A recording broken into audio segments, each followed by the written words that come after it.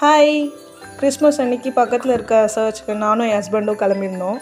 So நிறைய பேர் வந்திருந்தாங்க, க்ரௌடடாக இருந்தது. யூஸ்வலாக அவ்வளோ க்ரௌட் இருக்காது. ஸோ அப்படியே வெளியே இருக்க டெக்கரேஷன்ஸ்லாம் பார்த்துட்டு நேராக ப்ரே பண்ணுறதுக்கு உள்ளே போயிட்டோம். நான் மட்டும் இருக்க மாட்டேன்.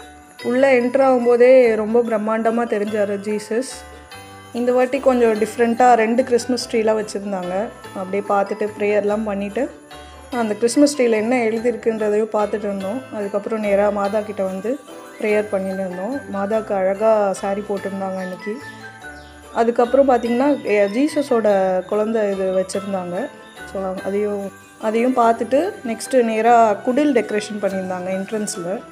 ஸோ அதெல்லாம் பார்த்துட்டு இருந்தோம். அந்த இங்கிலீஷ் மூவிஸ்லலாம் வரும் அந்த மாதிரி ட்ரெயின், பழைய காலத்து வீடு, அதுக்கப்புறம் ஸ்னோஃபால் மாதிரிலாம் ரெடி பண்ணியிருந்தாங்க. பேபி ஜீசஸும் பார்த்துட்டு ப்ரே பண்ணிவிட்டு வெளியே வந்துட்டோம். அன்றைக்கி டே சூப்பராக இருந்தது.